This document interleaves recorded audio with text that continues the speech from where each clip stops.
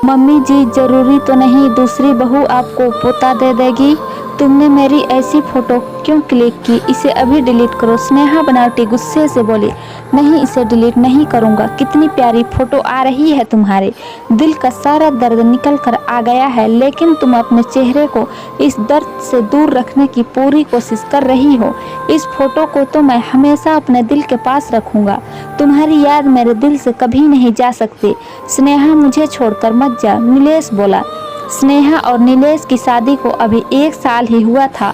Arrange marriage थी, लेकिन दोनों बहुत खुश थे, एक दूसरे को अपना जीवन साथी बनाकर। दोनों को देखकर लगता था जैसे दोनों एक दूसरे के लिए ही बने हो।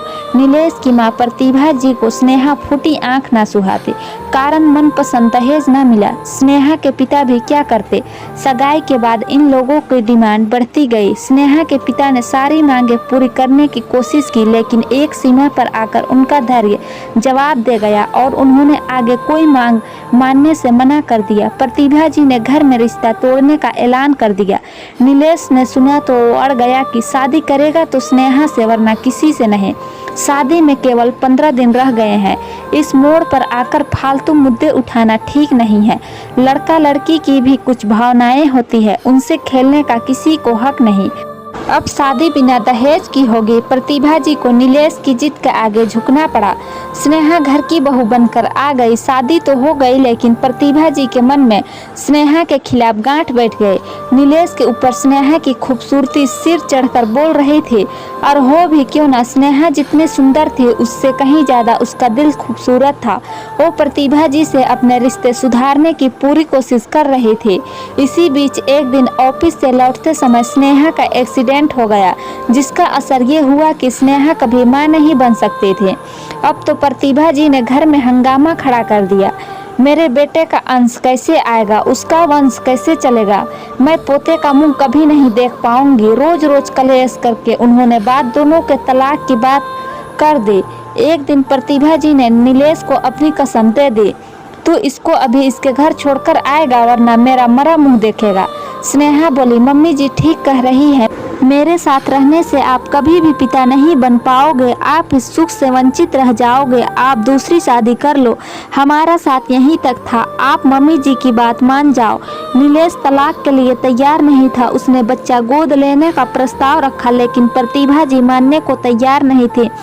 आज जब प्रतिभा जी ने अपनी जिद पर ज्यादा अड़ गई तो स्नेहा ने नीलेश को मना लिया कि वो उसे मायके छोड़ आए। स्नेहा ने सोचा था कि मायके जाकर कुछ समय बाद वो उसे तलाक की बात उठा लेगी। नीलेश स्नेहा को छोड़ने मायके जा रहा था। रास्ते में जाम लगा था। स्नेहा अपनी किस्मत को सोचकर परेशान थी। वो आंखें बंद करके बैठ गई। मेरी ही किस्मत ऐसी क्यों, मैं भी नीलेश के बिना नहीं रह सकती। सासू माँ, ऐसे कैसे 7 वचनों का रिश्ता पल भर में तोड़ा जा सकता है। लेकिन मैं क्या करूँ जब सासू माँ को पोता चाहिए और मैं माँ नहीं बन सकती। नीलेश ने उसी समय उसकी एक फोटो क्लिक कर ली। मत जाओ स्नेहा, तुम्हारे बिना मैं अधूरा हूँ। मैं तुम्हारे बिना जी नहीं सकता। अगर तुम सोच रही हो कि तुम मुझे तलाक दे दोगी और मैं दूसरी शादी कर लूँगा, तो आज मैं कसम खाता हूँ, चाहे मैं मर जाऊँ लेकिन दूसरी शादी कभी नहीं करूँगा। और इस जन्म में तो क्या, मैं अगले जन्म में भी तुम्हारे अलावा किसी से शादी नहीं करूँगा। ऐसा मत बोलो। भगवान से प्रार्थना करूँगी अगले जन्म में हम जरूर एक साथ होंगे। तो तुम निभाओ भी, रुक जाओ, इस जन्म में तो मेरा साथ निभाओ। नीलेश की जिद पर स्नेहा ने हथियार डाल दिए। नीलेश ने गाड़ी वापस घर की तरफ मोड़ दी। घर पहुंचकर स्नेहा को देखकर प्रतिभा जी बोलने को थी कि नीलेश बोला, मम्मी ये जीवन 2 पहियों से चलता है। अगर एक पहिए में कुछ कमी आ जाए तो उसको फेंका नहीं जाता, दूसरा पहिया उस पहिए का सहारा बनता है।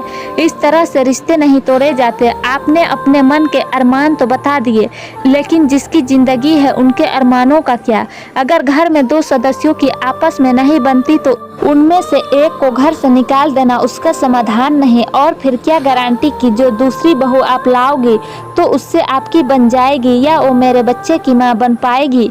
कितने घर ऐसे हैं जो दूसरी शादी के बाद भी खुश नहीं है। मम्मी सोचिए, यही कमी अगर आपके बेटे में आ जाती और स्नेहा मुझे तलाक देने के लिए कहती तो आपको कैसा लगता?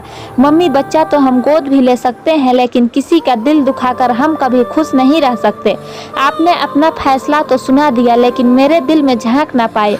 मैं स्नेहा के अलावा कभी किसी से शादी नहीं करूँगा। अगर आपने दूसरी शादी की जिद की तो मेरा मरा मुँह देखेंगी। मम्मी, कम से कम अपने बेटी की इच्छा तो समझी होती। रही आपकी कसम की बात, मैं स्नेहा को लेकर इस घर से बहुत दूर जा रहा हूँ। स्नेहा इस घर में कभी नहीं आएगी, ऐसे आपकी कसम भी पूरी हो जाएगी और हम दोनों अलग भी नहीं होंगे, कहकर नीलेश अंदर जाकर अपने सामान की पैकिंग करने लगा। प्रतिभा जी वहीं खड़ी देखती रह गई। अब उनके पास कहने को कुछ नहीं था, क्योंकि अपनी कसम देकर वो कुछ कहने का रास्ता पहले ही बंद कर चुकी थी।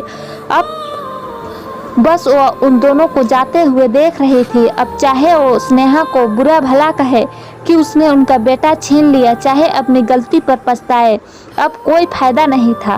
तो दोस्तों, मेरी आज की कहानी आप लोगों को कैसी लगी? कहानी अच्छी लगी हो तो वीडियो को लाइक शेयर जरूर करें और वीडियो को पूरा देखने के लिए धन्यवाद दोस्तों।